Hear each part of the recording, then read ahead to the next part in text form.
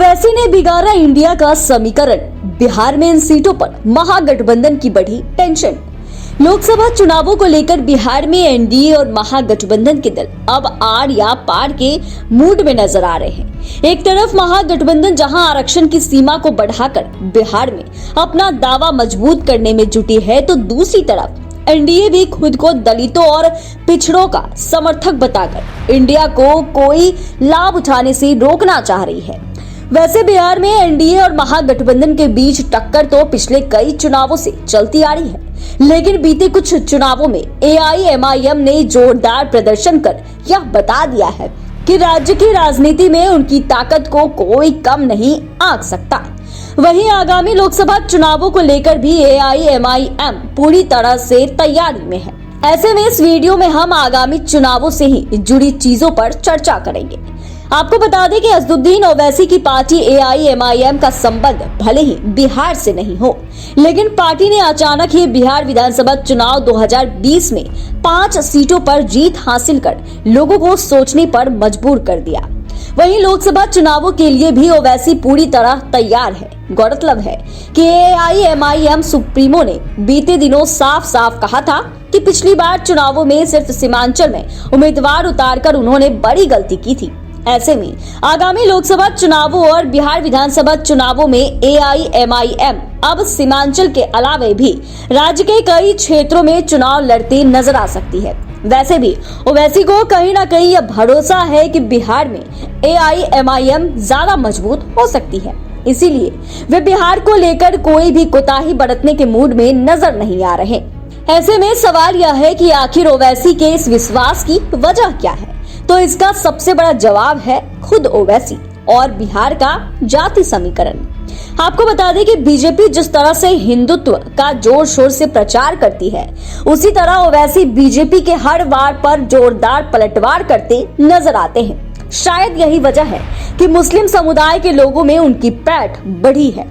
देखें तो बिहार में कोसी और सीमांचल का इलाका मुस्लिम और यादव बाहुल्य इलाका माना जाता है। खासकर किशनगंज, अररिया, पूर्णिया और कटिहार के साथ साथ सुपौल, सहरसा और मधेपुरा जिले में भी बड़ी संख्या में मुस्लिम आबादी है। हालांकि अभी तक इन क्षेत्रों में राजद और जदयू अपना प्रभाव छोड़ते रही है, पर पिछले विधानसभा चुनाव में ओवैसी ने अचानक ही महागठबंधन के वोटरों में सेंध लगाकर सभी को चौंका दिया। इसके बाद तो ऐसी भी चर्चा शुरू हो गई कि एआईएमआईएम बिहार की भी क्षेत्रीय पार्टियों में से एक है। गौरतलब है कि विधानसभा चुनाव के बाद उपचुनावों में भी एआईएमआईएम ने अपनी मजबूत उपस्थिति दर्ज कराई। हालांकि उपचुनावों में एआईएमआईएम को जीत नहीं मिली, पर महागठबंधन को हराने में उनकी अहम भूमिका रही। ऐसे में अगर एआईएमआईएम आगामी चुनावों में ज्यादा सीटों पर चुनाव लड़ती है, तो बिहार का समीकरण बदल सकता है।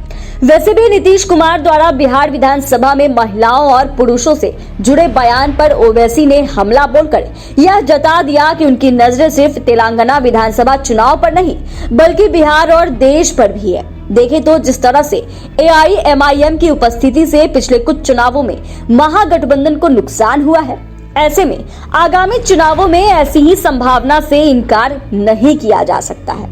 हालांकि ऐसा नहीं है कि महागठबंधन को एआईएमआईएम से होने वाले नुकसान का अंदाजा नहीं है, तभी तो बीते दिनों सीमांचल में महागठबंधन की तरफ से बड़ी रैली की गई थी। वहीं नीतीश कुमार ने एआईएमआईएम को भाजपा की बी टीम बताकर अपने वोट बैंक को सावधान करने की भी कोशिश की थी। लेकिन मीडिया रिपोर्ट्स के अनुसार अगर आगामी चुनावों में ओवैसी की पार्टी महागठबंधन के खिलाफ पूरी ताकत के साथ चुनाव लड़ती है, तो फिर सत्ताधारी पार्टी को मुश्किलों का सामना करना पड़ सकता है। हालांकि बिहार में ओवैसी की सक्रियता से सबसे ज्यादा लाभ भाजपा को होता नजर आ रहा है। वैसे भी चुनावों के दौरान ओवैसी जहां मुस्लिम समुदाय के लोगों को रिझाने के लिए तीखी टिप्पणी करते नजर आते हैं, तो दूसरी तरफ भाजपा भी हिंदुत्व के एजेंडे पर खुलकर बयान देते नजर आती है। कुछ ऐसा ही नजारा आगे भी देखने को मिल सकता है। ऐसे में अगर ओवैसी की पार्टी पूरी ताकत के साथ बिहार में उतरती है, तो यहाँ महागठबंधन और एआईएमआईएम में विपक्षी वोटरों का बंटवारा हो सकता है। जिसका लाभ भाजपा को मिल सकता है। अब देखना यह है कि आगामी चुनावों में ओवैसी बिहार की राजनीति पर क्या प्रभाव डालते हैं।